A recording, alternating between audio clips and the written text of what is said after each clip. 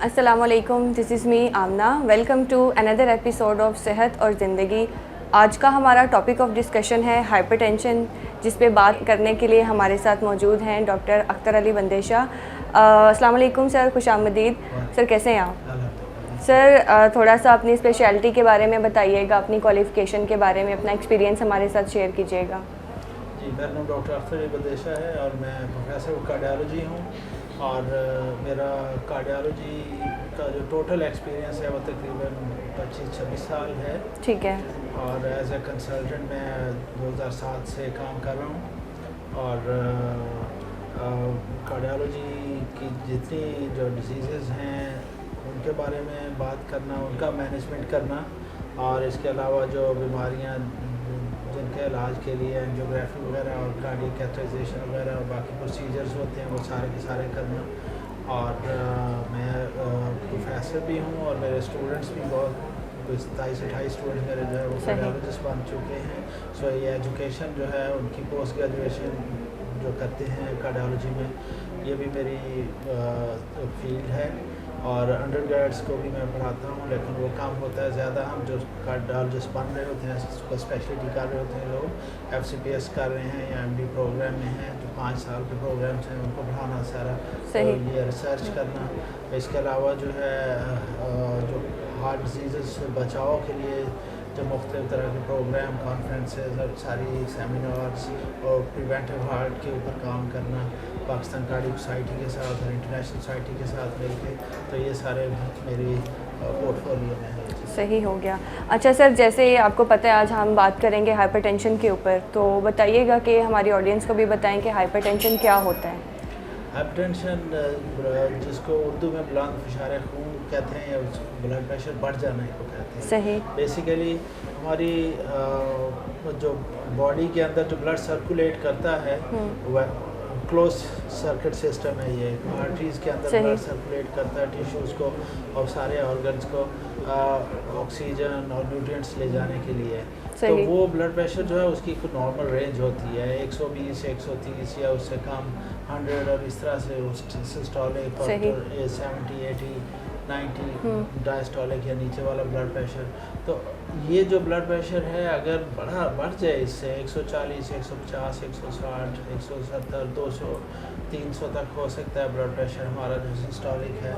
और नीचे वाला भी ऐसे ही अगर बढ़ जाए 120 हो जाए 110 हो जाए या इस तरह 90 से ऊपर चला जाए, तो ये जो आर्टरीज हैं उनके ऊपर एडवर्स इफेक्ट डालता है, उनको ख़राब करता है। और इसी तरह जिन ऑर्गन्स में से गुजरता है तो उनके ऊपर भी दबाव पड़ता है। और उसमें फिर जो हमारे वाइटल ऑर्गन्स हैं जैसे दिल है, गुर्दे हैं, ब्रेन है, तो आँखें हैं, तो इनके क्योंकि बहुत डेलिकेट इनके अंदर कैपिलरी नेटवर्क होता है, तो वो अगर हाई ब्लड प्रेशर को एक्सपोज रहे बहुत अरसा तो वो सारा सिस्टम ख़राब हो जाता है। ठीक तो है। उससे कॉम्प्लिकेशंस होती हैं जिसको हम कहते हैं कि हार्ट अटैक हो जाना या हार्ट फेल हो जाना या फालिज हो जाना या गुर्दे फेल हो जाना, ठीक है, या नज़र चली जाना। तो ये blood pressure, high blood pressure की कॉम्प्लिकेशंस होती हैं। ठीक है। सो जो ब्लड प्रेशर नॉर्मल रहना चाहिए, बढ़ा हुआ नहीं रहना चाहिए। ठीक। अच्छा सर, ब्लड प्रेशर जेनेटिक होता है?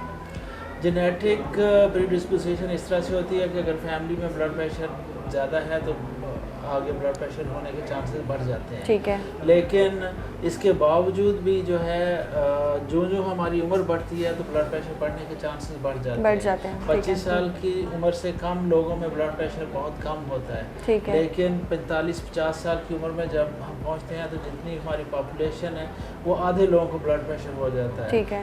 तो एक तो ये है कि बगैर किसी वजह के वक्त के साथ साथ आहिस्ता आहिस्ता हमारा ब्लड प्रेशर बढ़ता है। लेकिन जो फैमिली है, अगर फैमिली में है तो थोड़ा जल्दी 50 की बजाय 30-35 साल की उम्र बढ़ने के चांसेस हो जाते हैं। ठीक है। लेकिन इसका मतलब ये नहीं है कि ज़रूरी होना है, किसी को होना है किसी को नहीं होना है।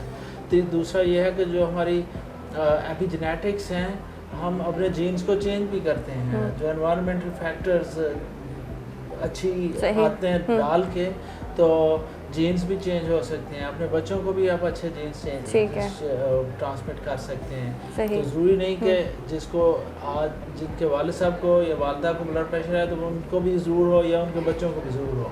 ठीक हो गया। अच्छा सर, जब जो लोग हाइपरटेंशन का इशू होता है जिन लोगों को, उनके लिए क्या जो डाइट होती है उसमें क्या चीज़ अवॉइड करनी चाहिए कि उनको ज़्यादा मसला ना हो?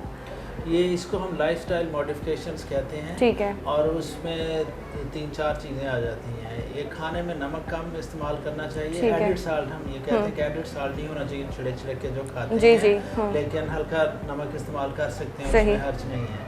और चिकनाई वाली चीज़ें हैं उनको थोड़ा सा अवॉइड करना चाहिए। चिकनाई ज़्यादा इस्तेमाल करने से भी ब्लड प्रेशर बढ़ता है। सही। और फ्रूट वेजिटेबल वगैरह ज़्यादा इस्तेमाल करनी चाहिए। पानी शानी ज़्यादा पीना चाहिए। और इसके अलावा लाइफस्टाइल मॉडिफिकेशन में रेगुलर वॉक और एक्सरसाइज करनी चाहिए।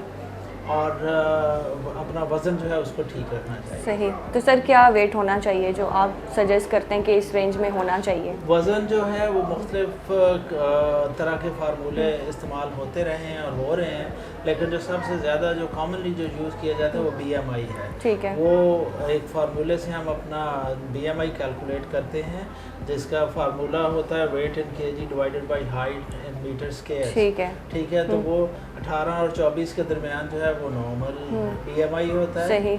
और 25 और 28 के दरमियान जो है ओवरवेट कहते हैं हम। 28 से 32 के दरमियान माइल्ड ओबेसिटी होती है। ठीक है। और 32 से 36 तक जो है मॉडरेट ओबेसिटी है। और ठीक है। 36 से ऊपर जो है मॉरिबेंड ओबेसिटी या ख़तरनाक किस्म सही। का मोटापा होता है। इसी ठीक तरह है। से अगर 18 से कम है BMI तो वो अंडरवेट है बंदा। ठीक है। अच्छा सर, जो डायबिटिक पेशेंट्स होते हैं, क्या डायबिटीज़ और हाइपरटेंशन आपस में लिंक करते हैं? अगर करते हैं तो कैसे करते हैं? जी बिल्कुल लिंक करते हैं। अगर किसी को ब्लड शुगर है तो उस पर ब्लड प्रेशर बढ़ने के चांसेस काफ़ी ज़्यादा बढ़ जाते हैं। ठीक है। और दूसरा ये होता है कि जिनको ब्लड प्रेशर है उनको शुगर होती है कि नहीं होती है, इसका कोई लिंक नहीं है, हमें ठीक है। पता है। लेकिन शुगर वालों को ब्लड प्रेशर होने के जो लिंक है वो है।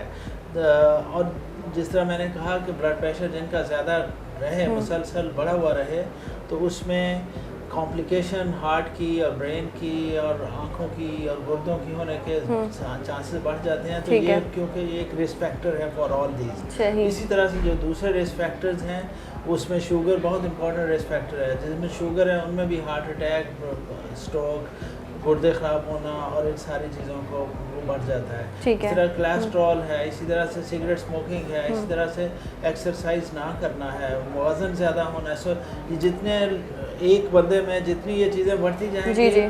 तो मसाइल ज़्यादा होते जाएंगे। उनसे बढ़ते जाएंगे। सही। तो ठीक इन है। सारी चीज़ों से बचना चाहिए। सही। अच्छा सर, अगर ब्लड प्रेशर बढ़ जाता है तो अगर फौरी तौर पे उसको डाउन करना हो ब्लड प्रेशर को, तो क्या आप सजेस्ट करते हैं, कैसे करना चाहिए? देखिए ये जो कॉन्सेप्ट है ना फौरी डाउन करने का, ये बड़ा ख़तरनाक है। ठीक है। क्योंकि ब्लड प्रेशर जिस तरह ज़्यादा ब्लड प्रेशर ख़तरनाक है, उस तरह से बहुत नीचे ब्लड प्रेशर को फ़ौरन ले आने के भी अपने नुकसान होते हैं। सही। क्योंकि हमारी बॉडी में ऑटो रेगुलेशन सिस्टम्स लगे हुए हैं कि अगर ब्लड प्रेशर बढ़ता है तो वाइटल ऑर्गन्स में वो ब्लड प्रेशर नहीं बढ़ने देता, वो ऑटो रेगुलेशन सिस्टम जो है। सही। तो अगर एकदम से दवाई दे के उसको बहुत ज़्यादा कम कर लिया जाए तो वो ज़्यादा ख़तरनाक नुकसानदेह होता है। तो सही। इसलिए आई विल नॉट सजेस्ट कि आप घर में कोई अपनी दवाइयाँ ज़ुबान के नीचे रोक रखते हैं, ऐसी चीज़ें नहीं करनी चाहिए। ठीक है।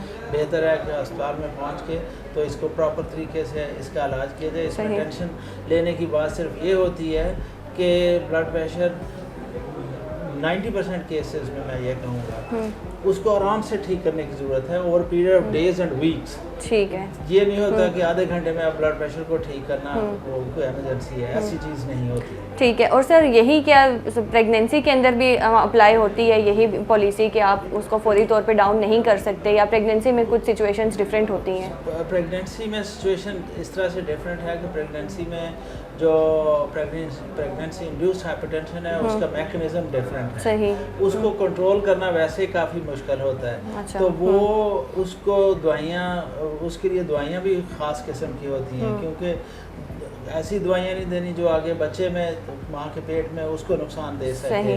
तो ये एक पूरी स्पेशलिटी है एक अलहदा से प्रेगनेंसी इंड्यूस्ड हाइपरटेंशन जो है। और फिर ये होता है कि जो अगर प्रेगनेंसी में ब्लड प्रेशर बहुत ज़्यादा बढ़ जाए तो खुदा न खास्ता फिट्स वगैरह हो सकते हैं सारा। तो ये इसमें तो ज़्यादा इम्पोर्टेंट है कि गायनेकोलॉजिस्ट और जो हाइपरटेंशन स्पेशलिस्ट या कार्डियोलॉजिस्ट या मेडिकल स्पेशलिस्ट वो मिल के इसको तो मुसलसल मॉनिटर करें, मॉनिटर किया जाए। सही, ठीक। चलें sir, thank you so much for your time. बहुत अच्छा इलेबरेट किया आपने पूरे टॉपिक को। अगर आप कोई टेक होम मैसेज देना चाह रहे हैं हमारी ऑडियंस को तो आप ज़रूर दे सकते हैं हाइपरटेंशन के ऊपर। बिल्कुल, टेक होम मैसेज ये है कि इसको हम साइलेंट किलर कहते हैं। साइलेंट किलर का मतलब है कि खामोश कातिल।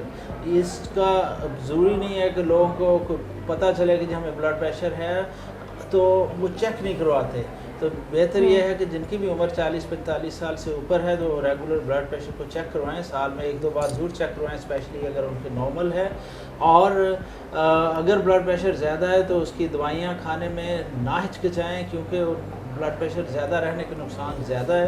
दवाइयाँ सेफ़ हैं, सो उनसे ना डरें और लाइफस्टाइल मॉडिफिकेशन करें, एक्सरसाइज की आदत अपनाएं, नमक कम इस्तेमाल करें और खाने में चिकनाई का कम इस्तेमाल करें। तो ये टेक होम मैसेज है। आज के एपिसोड को यहीं पे ख़त्म करते हैं। इंशाल्लाह दोबारा नेक्स्ट एपिसोड में हाजिर होंगे एक और नई टॉपिक के साथ। तब तक के लिए अल्लाह हाफिज़।